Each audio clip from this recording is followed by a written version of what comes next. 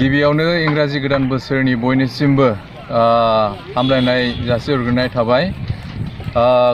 खौसेथि बर' सुबुं आफादनि 7थि बोसोरसालिया जथुम्माया फैगौ 5, 6 आरो 7 फेब्रुवारि 2011 मायथाइयाव गलाघाट जिल्लानि धनस्री महकुमानि उरियामघाट मिथिंगा नोगोराव सानथामनि हाबाफारि लानानै मोनसे मेहेरगोनां जारिमिनारि जथुम्मा जानो थांगासिनो दङ। बे जथुम्माखौ गासै जाफुंहोनो थाखाय 1,19,00,000 रांखौ आगोलाव दोननानै बानजाय आफाद आरो रायजो राजाफ्रा गासैबो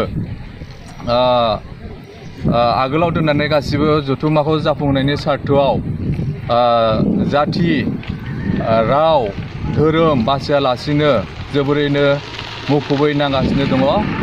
बे जथुम्मायाव गासै आसामनि 21 जिल्लानि थान्दै बिथांमोन आरो लोगोसे नोजोरगिरि बिथांमोनहा बाहागो लागोन आरो आसामनि अनगायैबो जेरैहाय नागालेण्ड, मिज'राम, त्रिपुरा आरो वेस्ट बेंगल बेबादि माखासे रायजोनिफ्रायबो नैबे जथुम्मायाव बाहागो लाफैगोन। बेनि अनगायैबो नेपाल हादोरनिफ्रायबो जोंनि नैबे जथुम्मायाव थान्दै महरै बिथांमोनहा नुजाफैगोन। गासै जोङो नैबे जथुम्मायाव 5निफ्राय 6 लाख सुबुं अनजिमानि जोङो आसा खालामदों।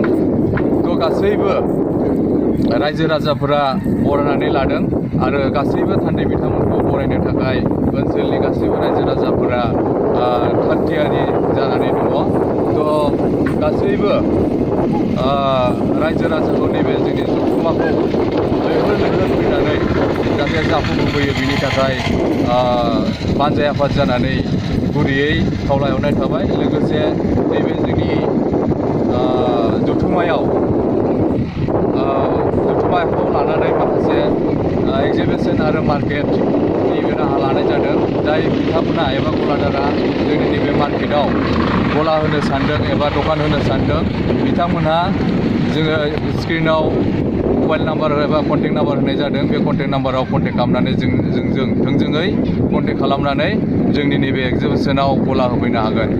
जोबथारनायाव गासैबो रायजो राजानिसिम फिन आंनि खुलुमनाय आरो सिबिनायखौ बावहरनानै जथुम्मायाव गासै लैहोर लैहोर फैनानै जोंनि जथुम्माखौ जाफुंहोनायाव मदद हेफाजाब होनो थाखाय फिन खावलायनाय थाबाय। To News 24 Bodoland, News 24 Bodoland YouTube channel. Please subscribe and click on bell icon. Thanks.